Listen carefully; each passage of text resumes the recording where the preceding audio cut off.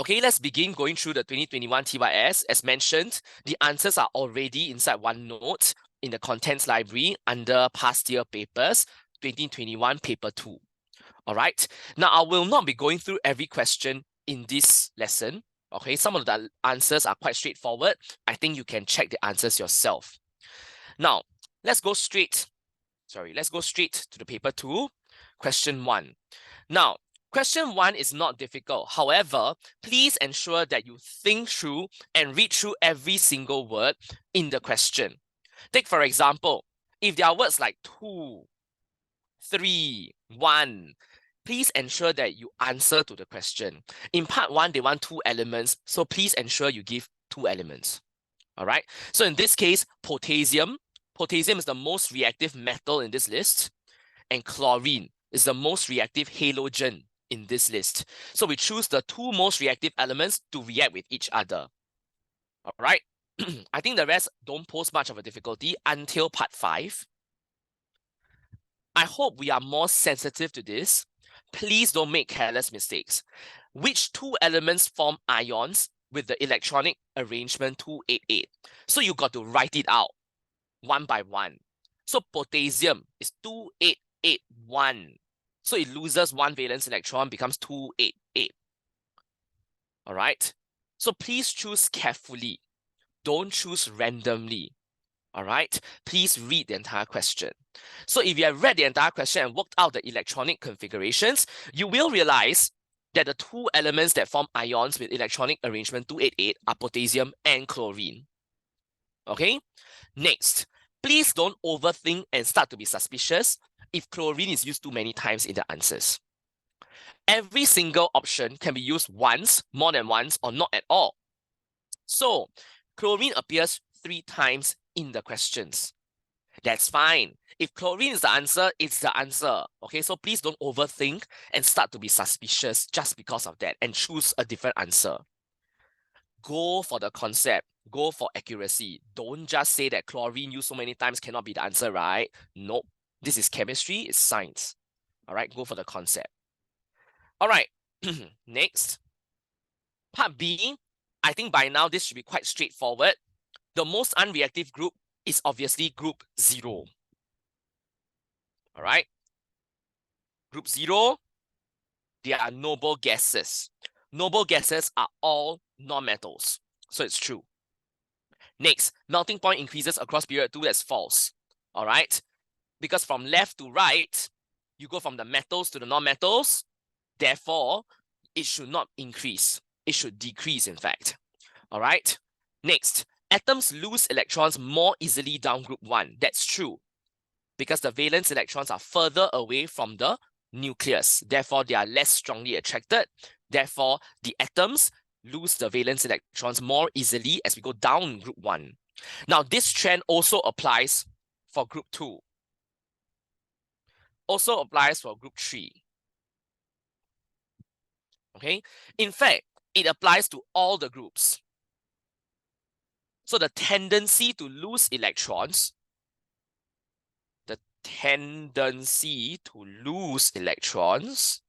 increases down the group. Okay? Now, this is where I want all of you to write down. Tendency to lose electrons. Another way to phrase this is metallic character. So when we say that an element is metallic, it means that it tends to lose electrons to form a positive ion. Okay? So tendency to lose electrons is also known as metallic character. Another way to phrase this is called reducing power of the element. Reducing power refers to how strong is the element as a reducing agent.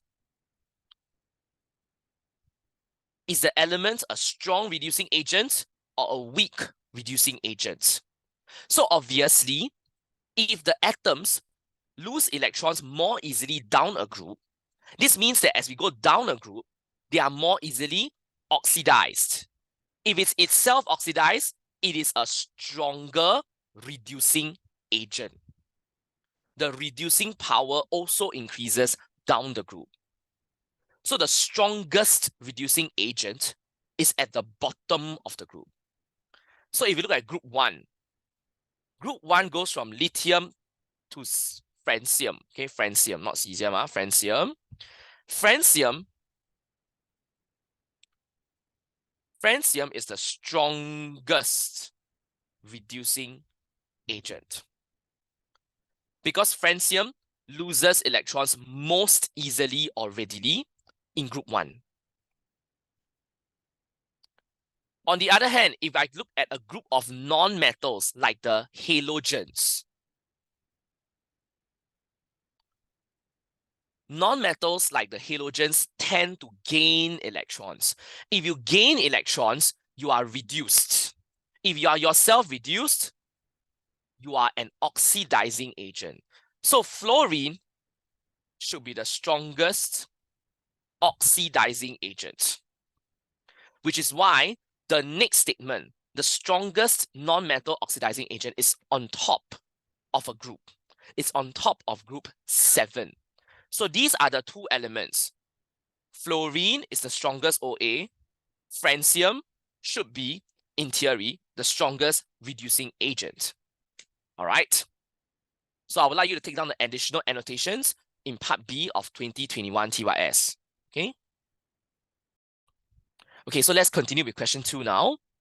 Now, question 2 is about fractional distillation of crude oil first. So they asked you to describe how fractional distillation separates propane from octane. So the idea behind this, of course, is how does fractional distillation work? It works because propane and octane are miscible and have different boiling points. I think this is a good sentence to start with. Okay, you should start with this sentence. Next, you move on to what you have studied about fractional distillation of crude oil.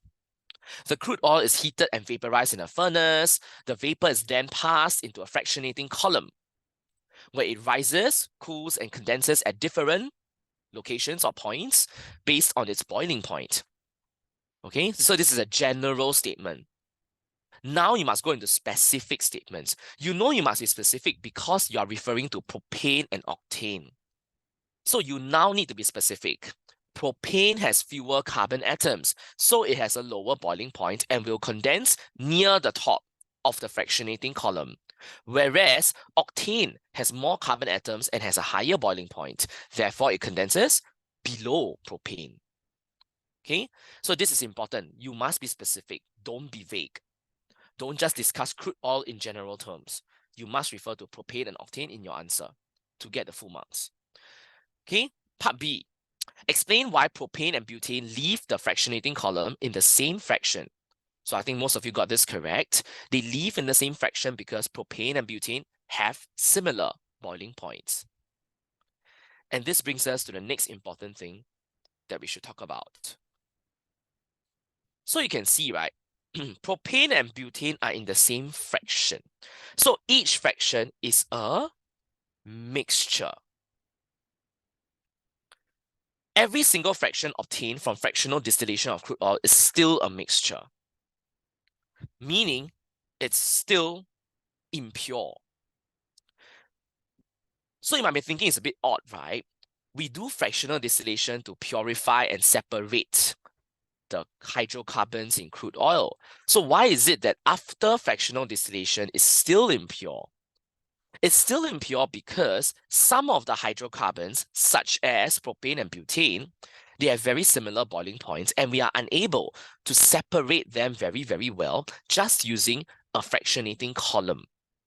All right, so it's important to take note that every single fraction you obtain, be it petroleum gas, petrol, naphtha, is still a mixture. It's still impure, meaning it will melt and boil over a range of temperatures. Okay, so just for you to take note, this is particularly important for multiple choice questions later on. Many multiple choice questions have this as a statement, one of the options. You need to know that each fraction is still a mixture, is still impure, doesn't have a fixed melting and boiling point. All right. So that concludes part B, which is still relatively well done. All right. Now, as we move on to part C and part D, I want you to pay attention, particularly to part D, okay? How we do the calculations, how we explain. Because as shown just now in the examiner's comments, if you cannot explain well, automatically you are in the weaker half. All right. So you will want to learn to explain things well using the correct concepts. So I think part C is not difficult. Part C, I think most of you know the molecular formula. The empirical formula is just the simplest ratio. So for C3H8, it's still C3H8. Because 3:8 is already the simplest ratio. Octane, C8H18. So the simplest ratio is C4H9. So this brings me to an important point. Do members of the homologous series, same homologous series, have the same empirical formula? They don't, right? Okay, you can see both are alkanes, but they don't have the same empirical formula. Therefore, members of the same homologous series need not have the same empirical formula. Need not, So it doesn't mean that you are both alkane, means you must both have the same empirical formula. It need not. So what do they have same of then? They have the same general formula. Okay, so what is the same is the general formula, not the empirical formula. All right, so please take note of this. Now that's for alkanes. Now, generally speaking, alkanes, they don't have the same general formula. Alkanes, they don't have the same empirical formula. They have the same general formula. All right. Now, but we also learn other homologous series. We have learned alkenes. We have learned alcohols. And we have learned carboxylic acids. So these are the three other homologous series we have learned. So now let's think through carefully. Will alkenes all have the same empirical formula or not? So how do you determine this? To determine whether they have the same empirical formula or not, we need to know what is the general formula first. We try to work out from the general formula. So alkenes, the general formula is CnH2n. So we all know that alkenes is CnH2n. That's the general formula. Looking at the general formula, you can already see what the empirical formula is going to be. Because empirical formula is just the simplest ratio, right? So what is the simplest ratio of carbon to hydrogen for an alkene? You can see CnH2n. So n is to 2n. So the n can cancel out. So the empirical formula is CH2. Meaning all alkenes have the same general formula, same empirical formula. Same for alkenes. So alkenes do have the same empirical formula, which is CH2, regardless what alkene it is. Then let's go to alcohols. Alcohols general formula, CnH2n plus 1 OH.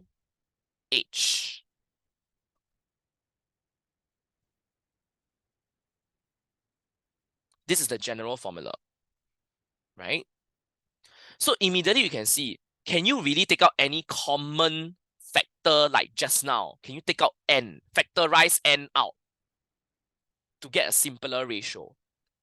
I think quite quickly you can tell from the general formula of alcohols, there's no way you can factorize anything else out, right? It is already the simplest ratio because there's only one oxygen. Therefore, alcohols, they do not have the same empirical formula.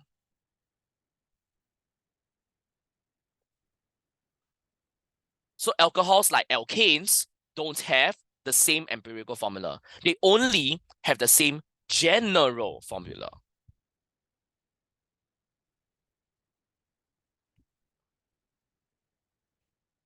Finally, let's go to the carboxylic acids.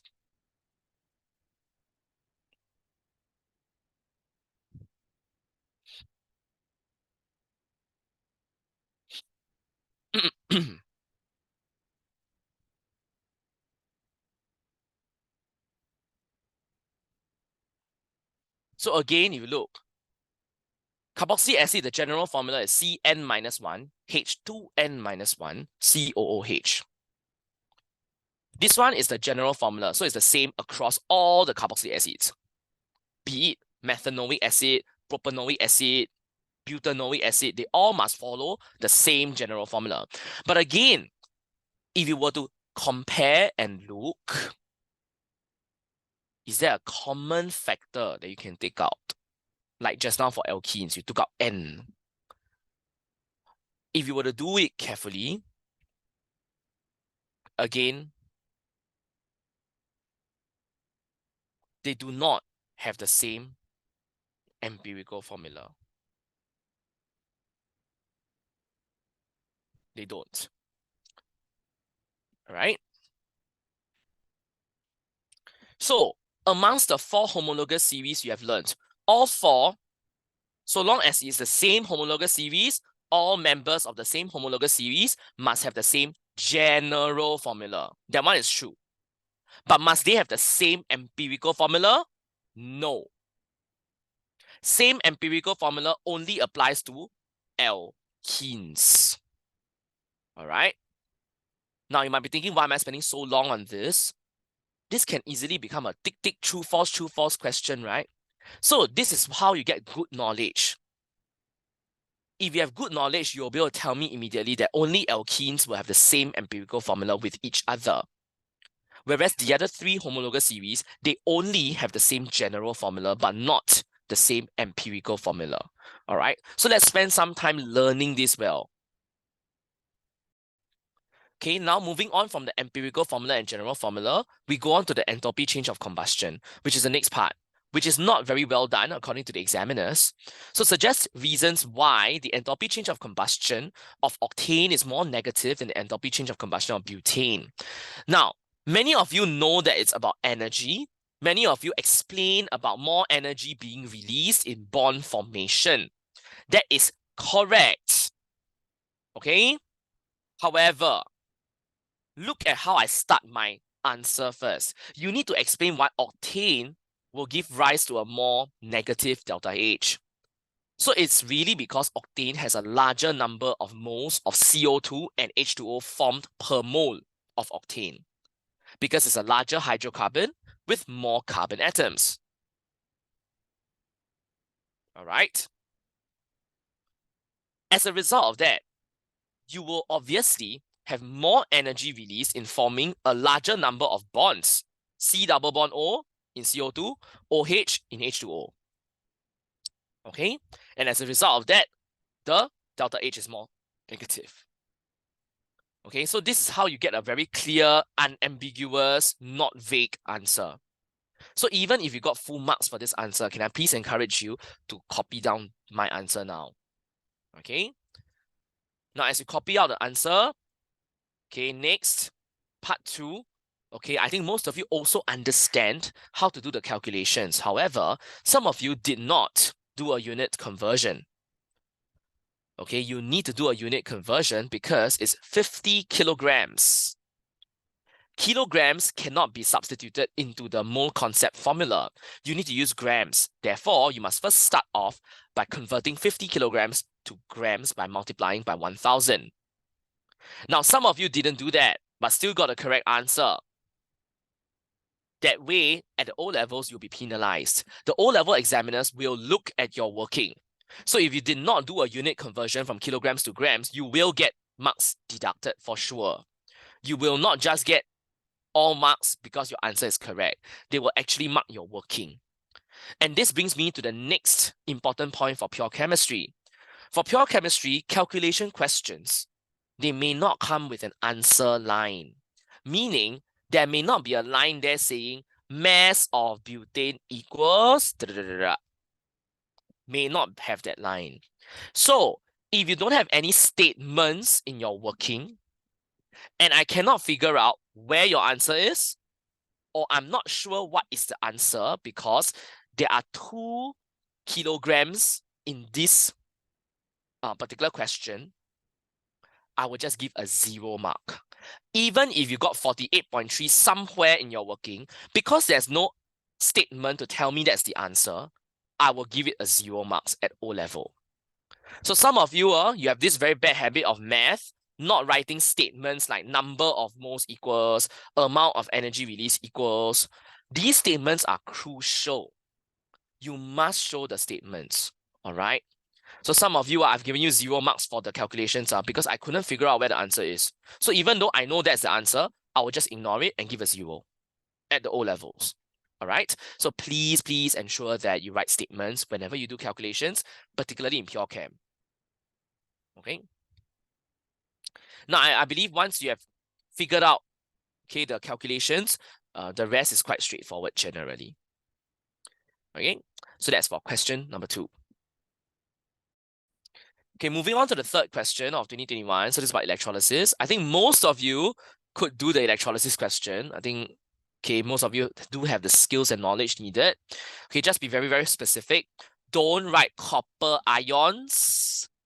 Make sure you write copper 2 ions. Otherwise, writing the formula might just be easier. Cu2+. All right, that's for part A. Part B is the one that I want to go through. Now, most of you got the idea. You got the idea that an inert electrode is unreactive, doesn't take part in the reaction.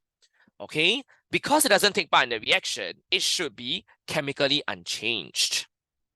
Okay? Then this is where you bring in the data or examples from the table. So which example do you use? Obviously, you will make use of experiments 3 and 4. 3 is using silver. Silver electrodes, in this case, are inert. All right, and they remain chemically unchanged. You don't get any silver formed, right? However, in experiment 4, the copper anode is oxidized to Cu2+ and becomes smaller in size. So that's how you tell that, oh, the copper electrodes are actually reactive. Okay, they are not inert. Copper is reactive in this case. Now, some of you might be wondering, oh, but silver is used for like plating of silver metal, right? So why won't silver be oxidized?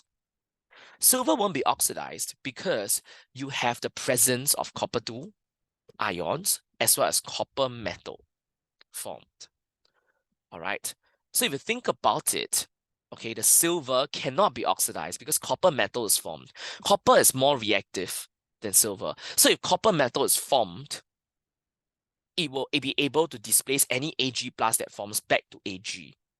All right. And as a result of that, silver in this case is actually inert. It doesn't react because you actually have copper metal formed, which is able to displace silver ions if they do form silver ions. Okay. Now, I think the rest should be quite straightforward. I think most of you don't really have a lot of questions for part C. Just to take note, okay, the color of copper metal is reddish brown or pink brown. All right. Don't just write brown. It's not silvery either. Okay, next, C part 3, describe the color change. I think most of you realize that, oh, you know, experiment 3 is copper 2 sulfate, is blue, so the blue color of the solution fades. But you did not go on to explain that Cu2+ ions are selectively or preferentially discharged at the negative electrode. Now, besides explaining that Cu2+ is preferentially discharged, you need to say this. This is a crucial line. You must have that. Okay, so don't just say Cu2+ is discharged. You need to say concentration of Cu2+ in solution decreases. Okay, so don't miss that out. It's because the concentration of Cu2+ decreases, that's why the blue color fades. Okay. Next, please don't use words like Cu2+ is reacted. No, this is electrolysis. What is the keyword? The electrolysis keyword here is preferentially discharged or selectively discharged. So you must use the correct word for the correct topic. This is really crucial. Okay, so that concludes question number 3. So we'll move on to question number 4. I think again, question 4 is not very difficult. Just need to be very careful when you write and read the question. So question number 4 is about the blast furnace. So I'm sure you are all aware, blast furnace is the last year that you'll be tested in 2023, okay, for pure chemistry. Okay, so this is how we extract iron from the iron ore. The iron ore is called hematite. Okay, let's just jog our memory. So this shows the substances that enter and leave in a blast furnace. So the hot air, the slag, the molten iron. So importantly, slag floats on top of molten iron. Okay, I hope all of us are familiar with this. You have memorized this. Okay, so slag floats. It has a lower density than iron. So what's the main compound in slag? Some of you didn't read carefully. You went straight for the main compound in iron ore. It's not. The question is asking you for slag. So it's calcium silicate. The formula is CaSiO3. Part B is just a simple mole calculation. I think most of you can do it. However, again, it is very crucial to convert correctly to grams. You cannot just use tons and sub it into the mole concept formula. So 1 ton is 1,000 kilograms, which is 10 to the power of 6 grams. You need to know this conversion well. All right. So once you have done this conversion properly, you will be able to arrive at the answer. Again, there is no answer line given to you. There's no line saying mass of iron equals ... right? So if there's no answer line given to you, your presentation, your statements must be clear. So you must show me where's the answer. So over here, Mr. So's answer is very clear because it says there mass of iron equals blah, blah, blah. So please write statements. Okay, so 2 important things: write statements and make sure you convert the units properly to grams. If you got the correct answer but you didn't convert to grams in your working, it's still wrong. All right, it's still wrong because if you didn't convert to grams and you just sub it into the mole concept formula, actually your moles is wrong, no? So out of 3 marks, they may give you 0, if not 1 mark. So please, whatever I've highlighted in yellow times 10 to the power of 6, you must have it in your working. If your working doesn't have that, it's wrong. So if you have gotten it wrong, you didn't convert to grams, but you somehow got the correct answer, can you please copy down the correct working now? If you didn't write statements, just give me a string of numbers, please copy down the working now. Okay? Okay, so moving on from the calculations, we go on to why is the percentage yield of iron obtained less than 100%. Why would it produce much less iron than what you have calculated in the previous part? Obviously, this is because there are other impurities in the hematite, mainly SiO2. Now, SiO2 is present in sand, or what we know as quartz. All right, so sand and quartz are basically silicon dioxide, and these are common minerals found inside any type of rock. So hematite will contain a lot of SiO2, which is an acidic oxide. All right, so because of that, 14,000 tons of iron ore would contain less than 14,000 tons of Fe2O3. This sentence was not present in most of your answers. To get the 2 marks, you must relate back to the question. Don't just tell me that the iron ore has impurities like SiO2. You must tell me also why is it that it will have less iron? Because there is less iron 3 oxide. So the sentence highlighted in yellow must be inside your answer. That's how you make 2 marks. 1 mark for saying there are impurities, 1 mark for saying that therefore there's less Fe2O3. That's why less iron is produced. Now, so what are the reasons why yield is less than 100%? The first reason is impurities, which is what we saw here. Impurities, such as SiO2 in hematite, would cause the percentage yield to be less. Number 2, reversible reactions. Haber process, the yield is not 100%, unless you keep recycling and recycling and recycling the nitrogen and hydrogen back into the reactor. Only if you keep recycling and recycling and recycling, then Haber process yield is close to 100. However, if it's just left on its own, you don't recycle the unreacted N2 and H2, a reversible reaction like Haber process will have a yield much less than 100. The third reason why yield will be less than 100 is when there are side reactions happening. So you need to think, will the reactants react only in one single possible way? Sometimes you look at the equation A, instead of this reaction, maybe they can do something else. Some side reactions might have happened. All right. So if you want to see an example of this, you can go back to 2020 paper 2.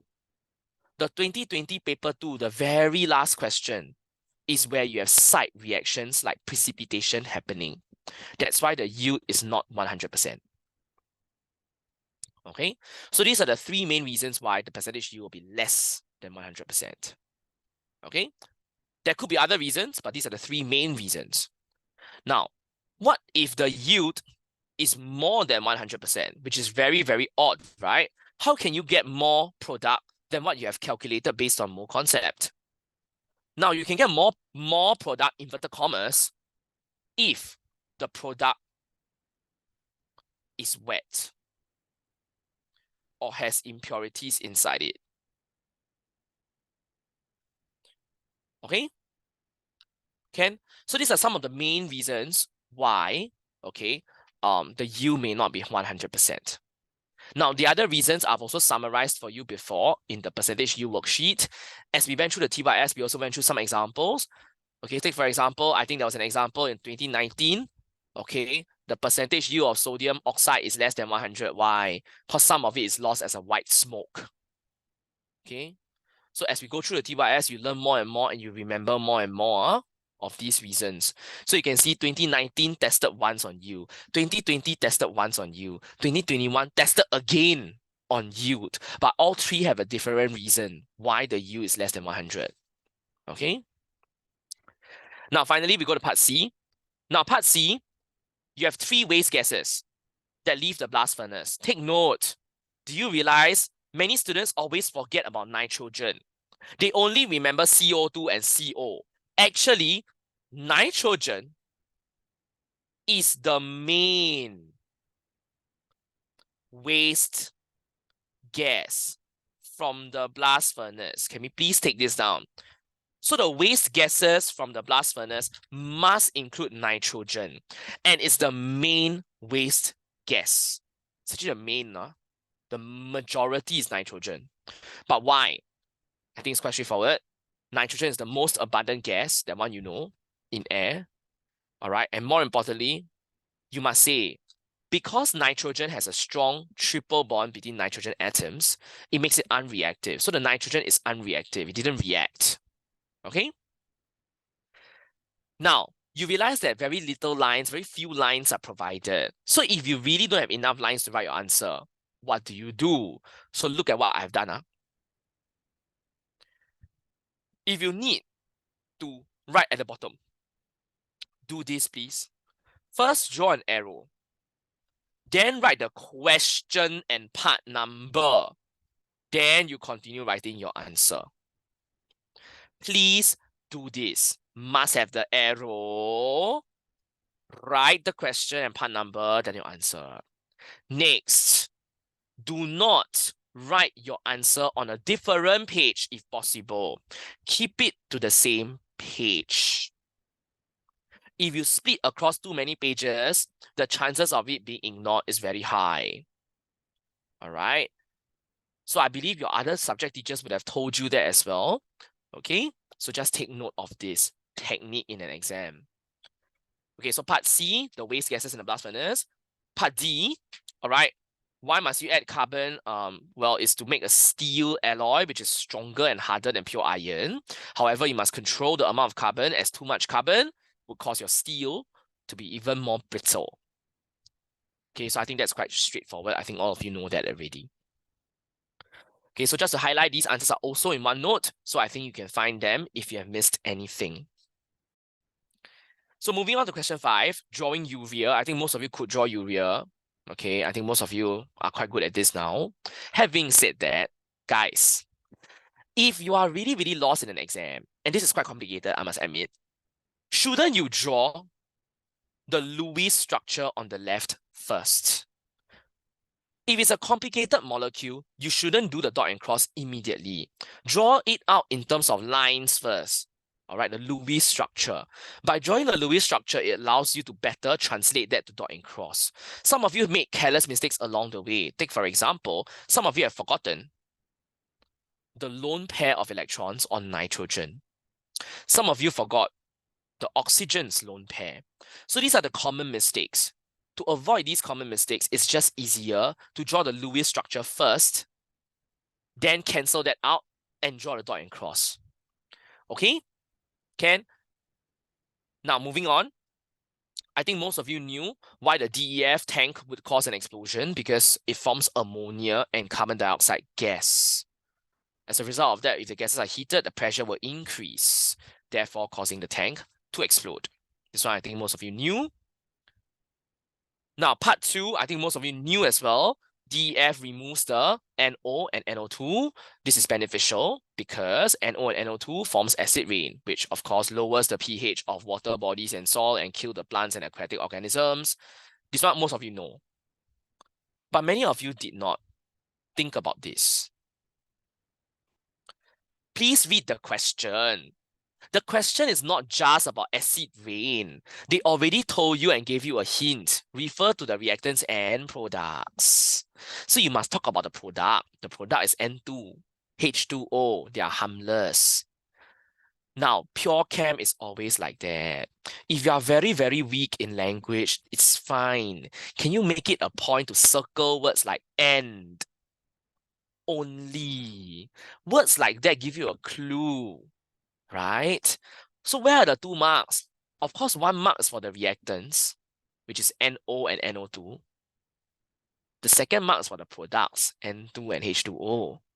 So if you didn't address N2 and H2O, you will lose 1 mark for nothing. I'm sure all of you know that water is harmless. I'm sure all of you know that nitrogen is harmless, but you need to write it out. All right? Okay, part 3, I think it's well done. Okay. Suggest and explain one reason why DEF doesn't solve all environmental problems. I think it's quite obvious. It reacts to form CO2. I'm sure you realize this is a very commonly asked question. So far throughout all our time practices, you have already encountered this before. If the process produces CO2, it's a greenhouse gas. It traps heat in the atmosphere, causing global warming and climate change and sea level rise, and so on. Right? So it is important to realize it's about the greenhouse gas, CO2, and many, many reactions produce CO2. All right? If you think about it, DEF over here is one example. Another example is the catalytic converter in the car. The catalytic converter also produces CO2 because it oxidizes CO to CO2. All right? So if you think about the catalytic converter, this is one of the reactions, right? NO plus CO becomes N2 plus, say, CO2. Okay, so a catalytic converter in a car still produces some pollution in the form of the greenhouse gas carbon dioxide. Okay. Next, the overall equation for the reaction of urea with NO2. How do you write the overall equation? To write the overall equation, you now need to pay attention to urea and NO2. So you go back to the equations on the previous page. Urea, NO2. So what you need is equation 1 and 3 to be combined together. To combine these two together, you need this. You need to realize the ammonia, NH3, cannot be a different number. This is 2. This is 8. Therefore, you must convert it by multiplying by 4 throughout. Once you have done that, the ammonias will cancel out, leaving behind just this. So this is an important skill because it was tested many years in a row already, how to write an overall equation. So I believe all of us are familiar with it. Okay, the idea to write an overall equation correctly is to ensure the intermediate, which is ammonia, has the same number in front of it. Finally, calculating concentration. I think this is quite straightforward. Okay, so please ensure you show your working and statements carefully and clearly. Okay, and that brings us to the database question. The database question for this particular year reflects the level of knowledge that students have. Okay, why do I say that? If you have listened to my lessons and studied my enrichment, you will immediately know the formula for pH. The formula for pH is just negative logarithm, the concentration of H plus. Once you know this, actually all these pH values over there are calculated using this formula. They just took the concentration of H plus and did a logarithm on it. So this is what you learn from me in enrichment. And that's why I keep saying all the extra stuff I'm saying is more important than the actual TYS answer. Because the TYS answer, you can just find it online. You can just find it in your answer key. But your answer key won't have this. And if you know that it's a negative logarithm, you will immediately know that, oh, so it's not inverse proportion with the concentration of acid. It's the concentration of H plus that matters. Right? Can? So to be really honest, once you know the formula for pH, the rest is ultra simple. This is why before your paper 2, you must study every single database in every single paper that you've done so far, from 3 Express WA1 all the way until the time practices. There are a total of about 40 papers to study, 40 different database questions. The more database you have done, the more you have read, the less likely you are to be shocked. Okay? To be really honest, I've yet to see a database that shocks me if you have practiced enough.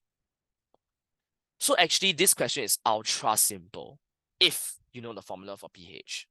And since all of you take A math, I think it's good for us to know the formula for pH. Okay? Now, after knowing the formula for pH, the rest is just looking at the data. So the table, whenever you're given a table, please try to make sense of it. I've given you 3 acids, 3 familiar acids in syllabus. The first thing you need to ask yourself is, why these 3 acids? What's so special about them? For instance, what is the difference between HCl and H2SO4? The difference, of course, is this. Monobasic dibasic acid. HCl is monobasic because it only produces 1 H plus per molecule of HCl. H2SO4 is dibasic because it produces 2 H plus per molecule of H2SO4. Which is why for HCl, the concentration of H plus is the same as the concentration of the acid. Because it's monobasic, it's 1:1. 1 H plus from 1 HCl. Whereas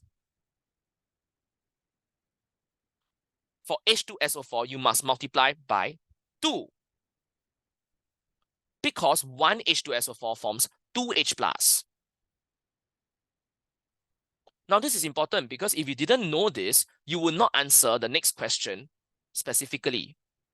Some of you discuss in very generic terms. They don't want generic terms. They want you to say monobasic and dibasic and really put it into your answer. Next, why did they put ethanoic acid into the equation? Because they want you to talk about weak versus strong acids. So ethanoic acid is a weak acid because it's a carboxylic acid. It's also monobasic. So once you have deduced that, oh, it's about monobasic, dibasic, strong and weak, the answer to A part 1 is super simple. Obviously, HCl and ethanoic acid will fit the general formula, simply because they are monobasic acids, which produce 1 H plus per molecule. Moreover, They are anions or conjugate bases, have a 1- charge. Oh, what is conjugate base? Have we done that before in another database question? And yes, we have. This is why you must study the database questions. For ethanoic acid, it produces H plus and the ethanoate ion. The ethanoate is the conjugate base. Conjugate means partner. So it's the partner base of ethanoic acid. Why call it a base? Look at the backward reaction. The backward reaction is ethanoate plus H plus. It's reacting with H plus. What can react with H plus? A base. Therefore, ethanoate is the conjugate base. All right. So even if you got this one correct, can you please write down? Please write this down.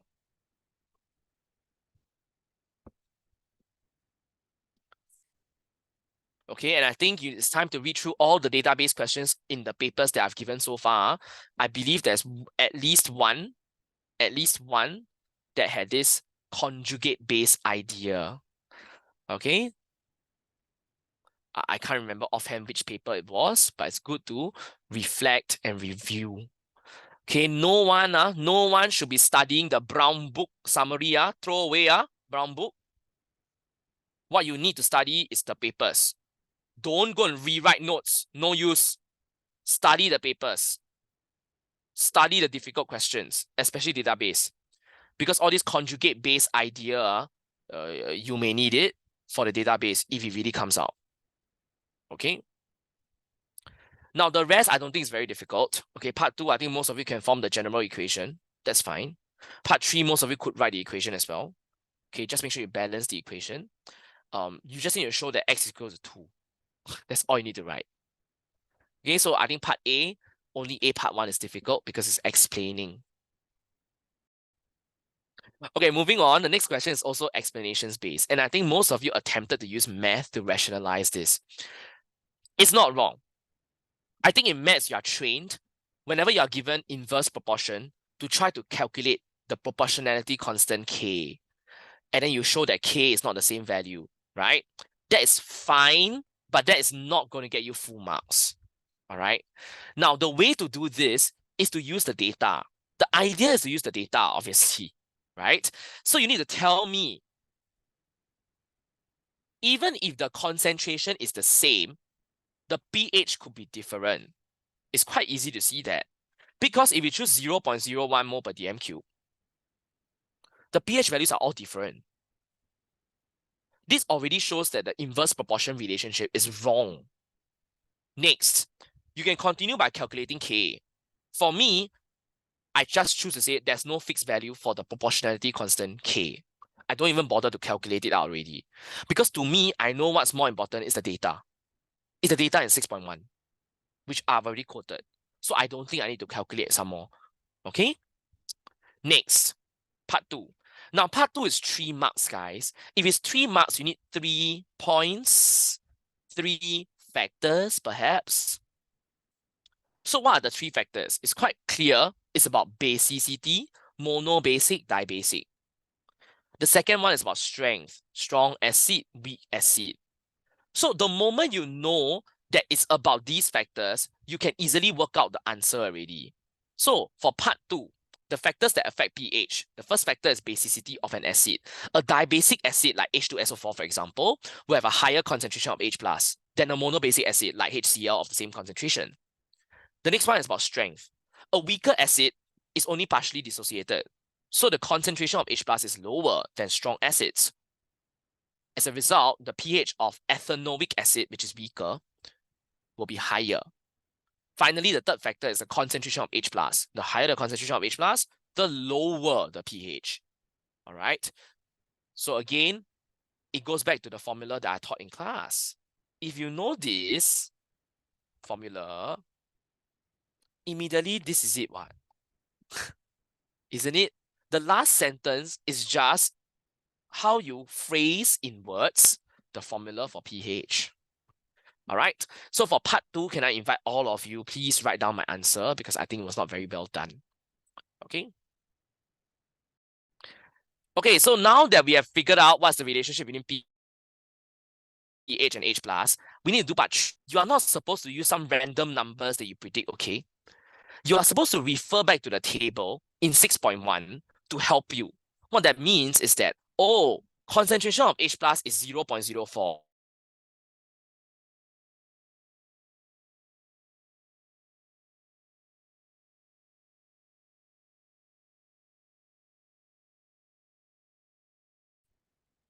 All right. Can?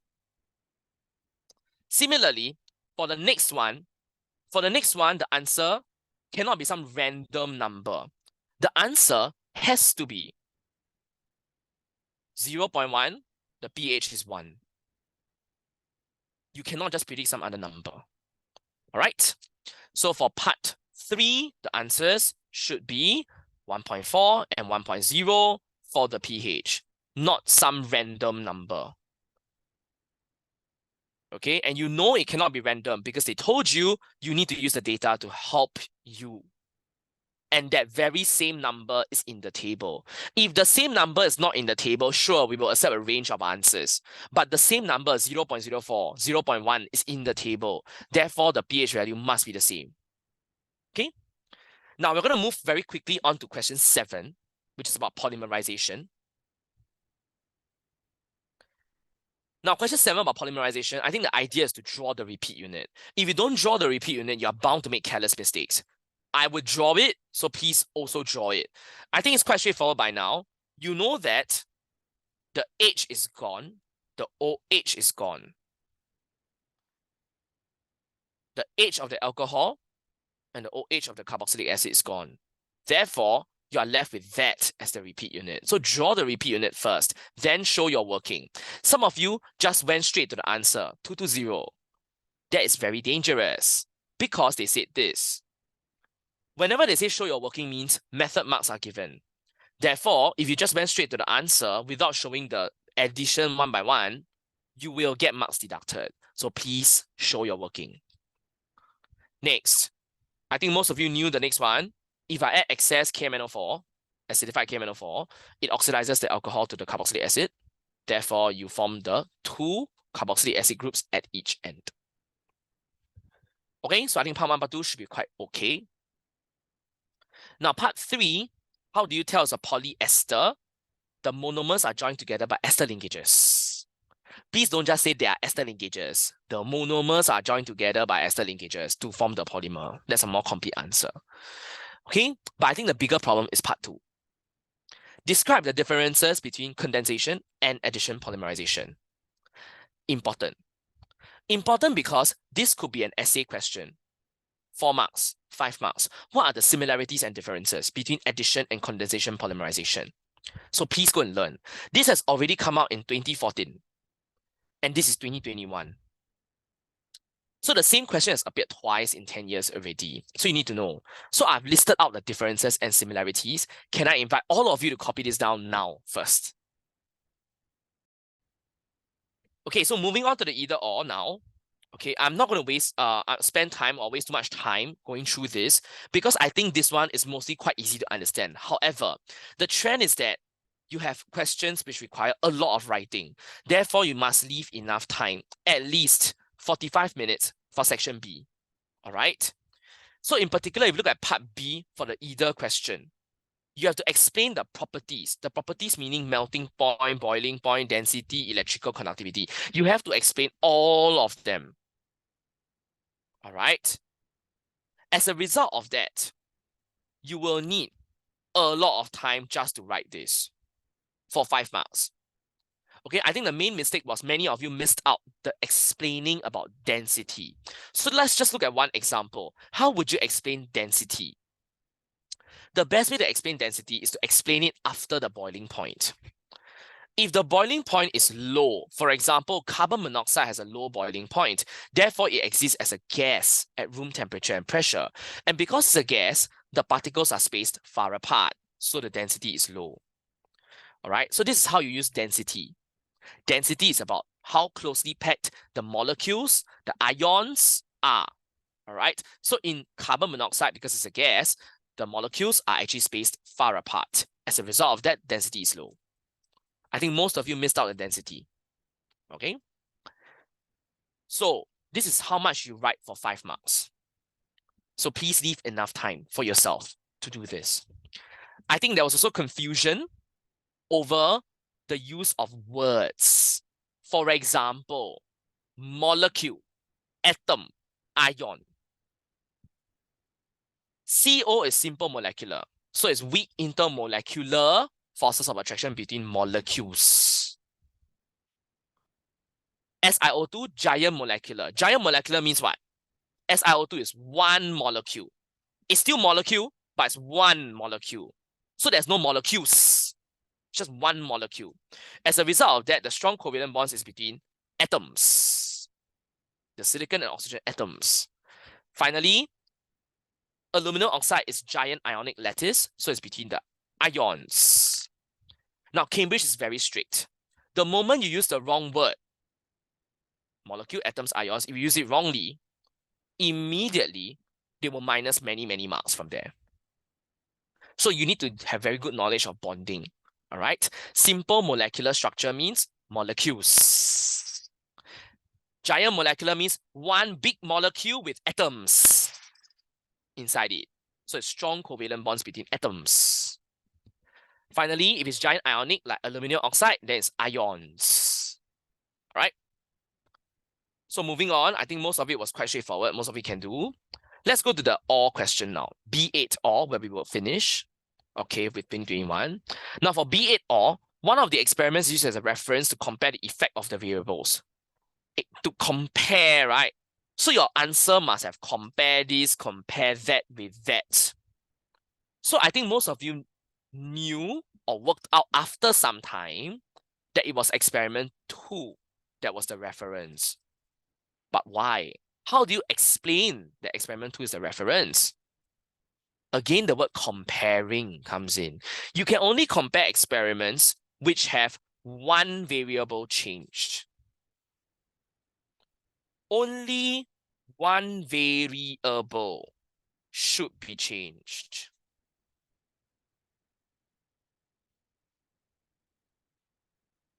That means if I compare this with that, the 2 experiments can only have one thing that is different. So see, 1 can be compared with 2 because only the concentration of iodide ions is temperature is changed. 4 can be compared with 2 since only the presence of catalyst is changed. That's it. So you have proven that everything compares with 2. All right, so this is how you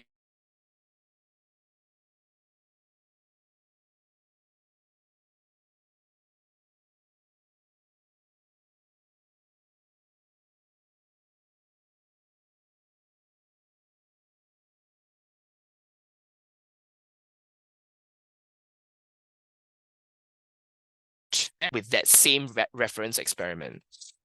So this is a good question. Now, when choosing questions actually for this paper, I think the OR question is actually harder. So please be wise in choosing. If you cannot do this question about the reference, you might want to not do this and do the either question instead.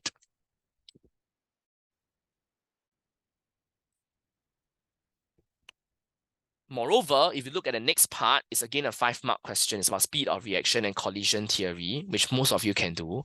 Again, there's a huge load to be written. Huge load. All right. So you need to leave yourself enough time for section B to do this kind of 5-mark essays, and get 5 out of 5. So for the next part after this is to explain using ideas about collisions, how the time taken would change. So I'm not going to make you copy down now. As you can see, it's really long. First, you need to explain about concentration. Then you explain in green about the temperature. Then you explain in purple about the catalyst. And even so, the lines provided were not enough, right? So as mentioned just now, if the lines provided are insufficient and you have to write your answers somewhere else, how do you do it?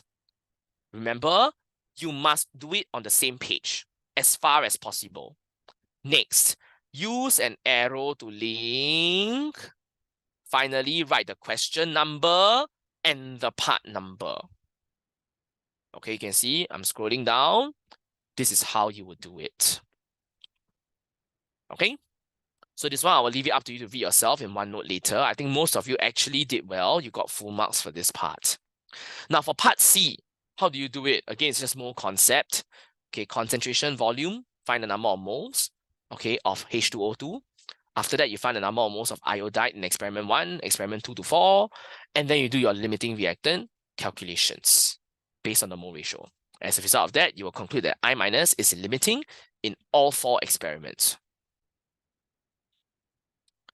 Okay, and that really concludes 2021 TYS. Okay, so